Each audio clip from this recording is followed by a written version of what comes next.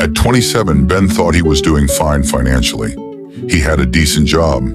Every month money came in. He paid his rent, bought food, sent money to family, enjoyed weekends with friends, and somehow, by the end of almost every month, Ben was broke. Not deeply in debt, not living a completely reckless life, just broke.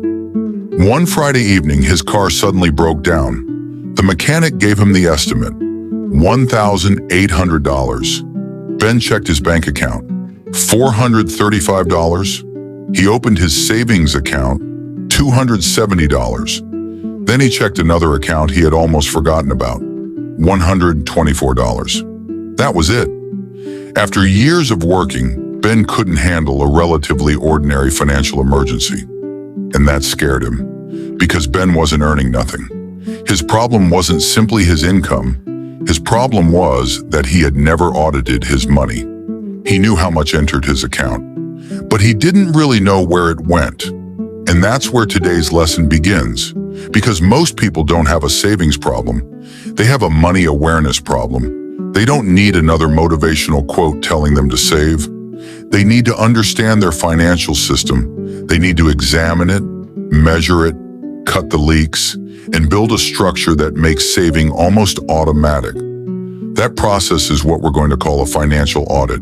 And no, you don't need to be an accountant. You don't need complicated spreadsheets. You don't need a six-figure salary.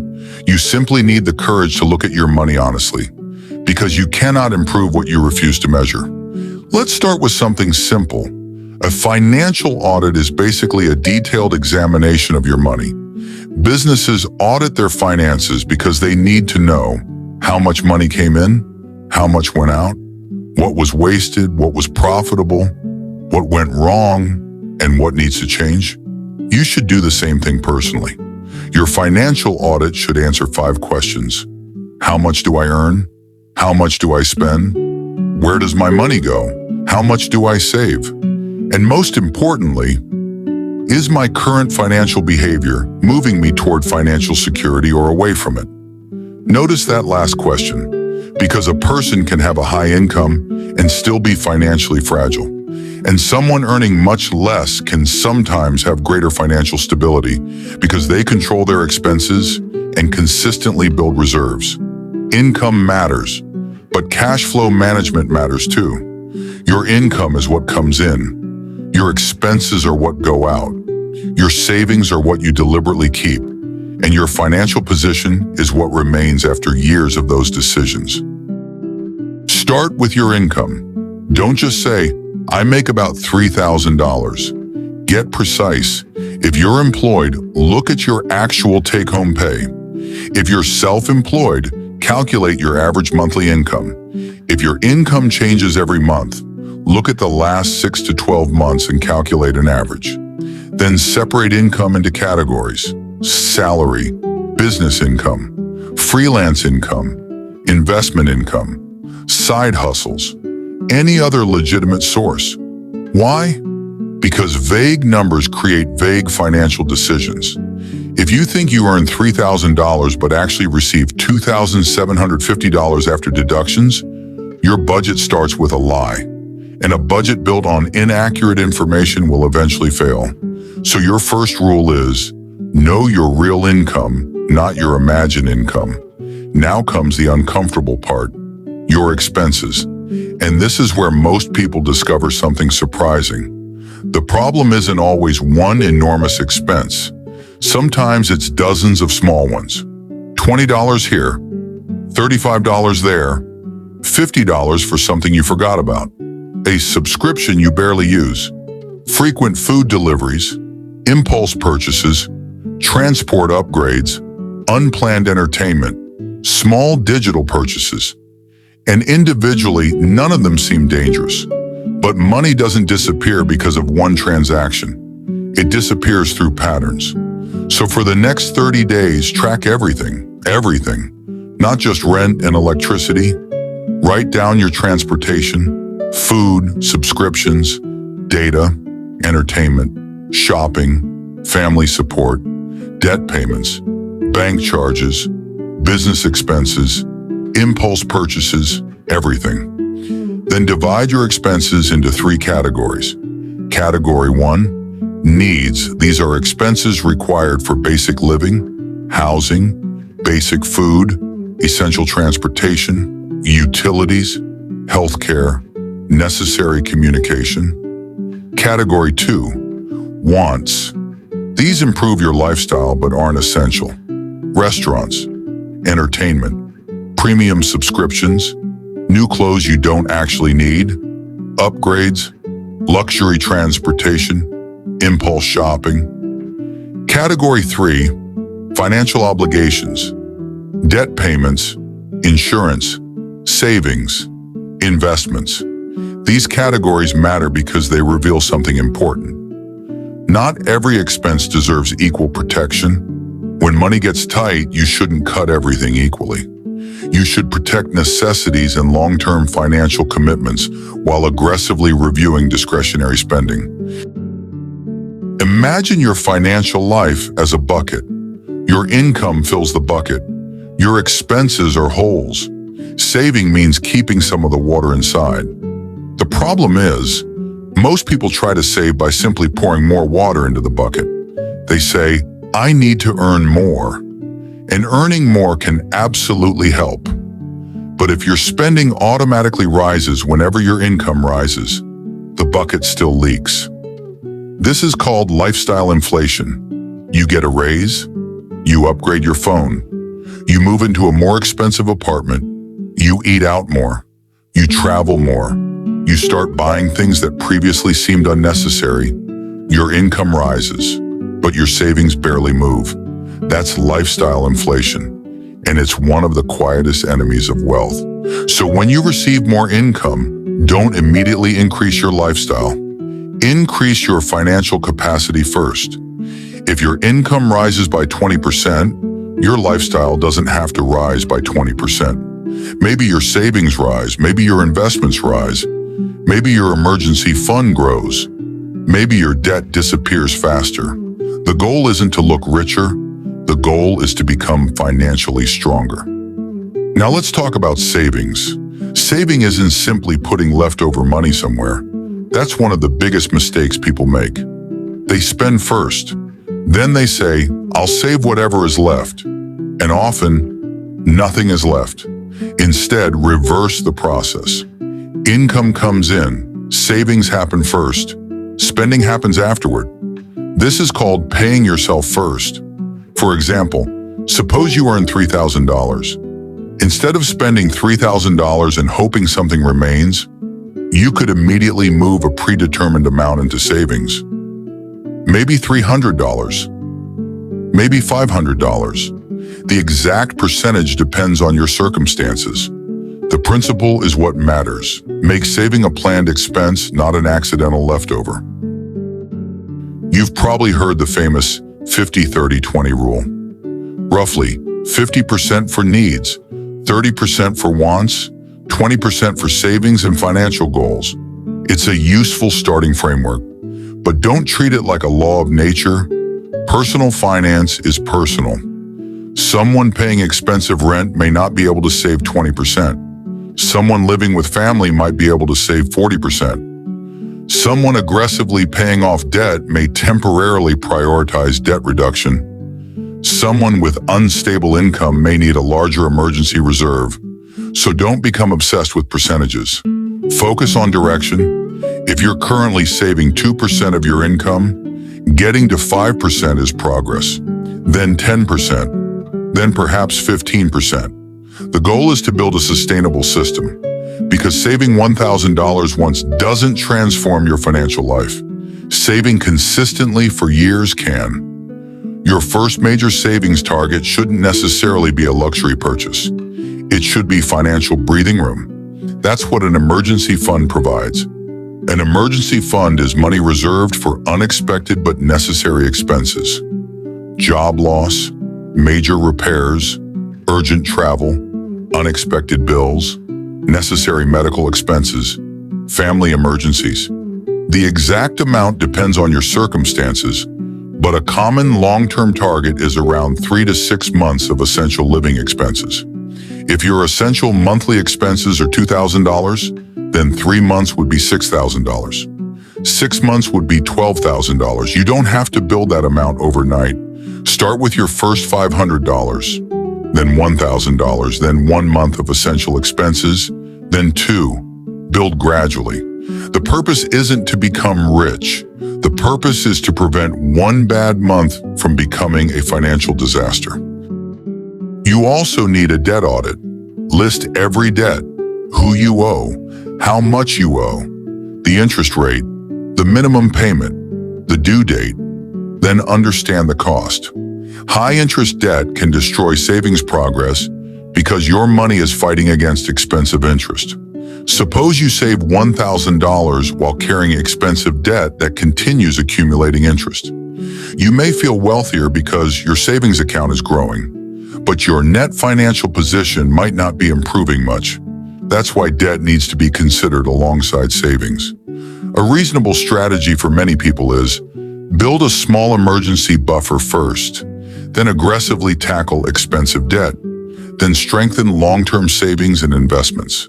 The exact order can vary based on the type of debt and your circumstances, but never ignore debt simply because you have money sitting in savings. Here's where we move from budgeting to actual wealth building. Calculate your net worth. The formula is simple. Assets minus liabilities equals net worth. Assets are things you own that have financial value. Cash, savings, investments, business assets, property, other valuable assets. Liabilities are what you owe. Loans, credit balances, outstanding debts. Then subtract. You might be surprised by the number, and that's okay. Your net worth isn't a judgment of your worth as a human being. It's simply a financial snapshot. More importantly, track it over time, because income tells you how much money flows through your life. Net worth tells you how much financial value you're actually building. Someone earning $10,000 monthly and spending almost all of it may build little wealth. Someone earning $5,000 and consistently saving, investing, and avoiding destructive debt can steadily build assets. Income is important, but what you keep and what you build matters. The best saving system is one that doesn't require you to make the same decision every day. Automate it where possible. When income arrives, automatically transfer a predetermined amount into your savings or investment account. Why? Because discipline is unreliable when you're tired, emotional, or distracted. Automation turns saving from a daily decision into a system. Think about brushing your teeth. You don't wake up every morning and debate whether you're disciplined enough to brush your teeth. It's simply part of the routine. Your savings should become similar. Don't depend entirely on motivation. Build systems. Now let's turn everything into a routine. Once a month, sit down for 30 to 60 minutes. No distractions. Open your bank statements. Review your transactions. Calculate your income. Calculate your expenses. Check your savings. Check your debts. Look at your biggest unnecessary expenses. Then ask yourself 4 questions. What went well? Where did I waste money? What surprised me? What will I change next month? Don't use the audit to insult yourself. Use it to improve your system. If you overspend on food, don't say, "I'm terrible with money." Say, "My food budget doesn't match my behavior. I need a better system." If you spent too much online, don't simply promise to have more discipline. Remove saved payment information. Unsubscribe from marketing emails. Set a waiting period. Create a separate spending account. Change the environment. Good financial behavior becomes easier when the environment supports it. Once a year, go deeper. Review your entire financial year. How much did you earn? How much did you spend? How much did you save? How much did you invest? How much debt did you eliminate? Did your net worth increase? Did your lifestyle become more expensive? Did your financial priorities change? Then set financial targets for the next year. Not vague goals like, I want to be richer. Make them measurable. I want to save $6,000. I want to eliminate $3,000 of debt. I want to invest $500 every month. I want to build 6 months of essential expenses. Specific goals give your money direction. Now let's return briefly to Ben.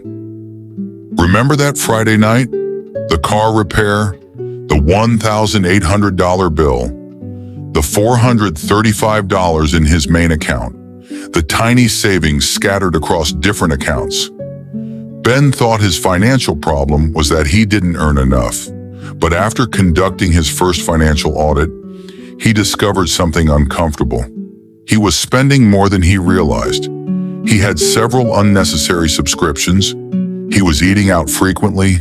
He was making small impulse purchases almost every week. He was also saving only when something happened to be left over. So Ben changed his system. He started tracking his expenses. He created an emergency fund. He automated his savings. He reduced unnecessary recurring expenses. He became more intentional about lifestyle upgrades. And most importantly, he started reviewing his finances every month. A year later, another unexpected repair came. It was expensive, but this time Ben didn't panic. He opened his emergency fund. The money was there, and he realized something powerful. The greatest benefit of saving wasn't that he had more money. It was that money problems no longer controlled every decision he made. So if you remember nothing else from this video, remember these rules. Rule number 1, audit before you optimize. You can't fix what you haven't measured. Rule number 2, know your real income. Don't build your lifestyle around imaginary numbers. Rule number 3, track your expenses. Every dollar has a destination. Know where yours is going. Rule number 4, find your leaks. Small recurring expenses can become large annual costs. Rule number 5, save before you spend. Don't rely on leftovers. Rule number 6, build an emergency fund. Financial security begins with breathing room. Rule number 7, separate your money by purpose.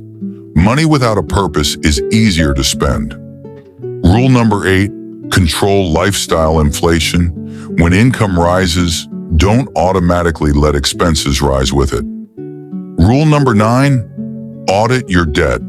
Interest can quietly destroy your financial progress. Rule number 10, track your net worth. Don't just measure income. Measure what you're actually building.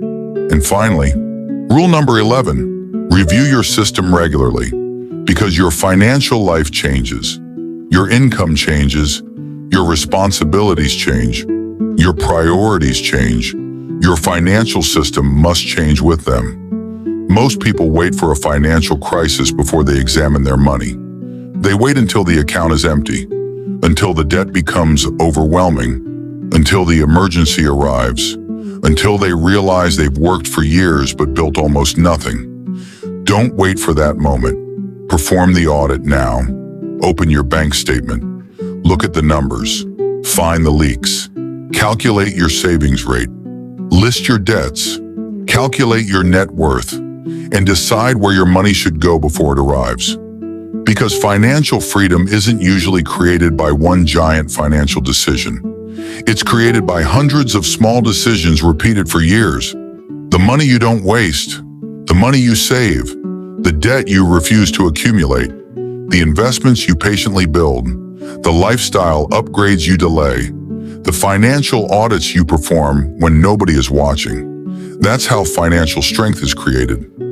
Ben learned that a financial emergency doesn't become dangerous only because it's expensive. It becomes dangerous when you have no financial system prepared for it. So don't just ask yourself, how much money do I make? Ask the better question, what happens to every dollar after I make it? Because your answer to that question may determine your financial future.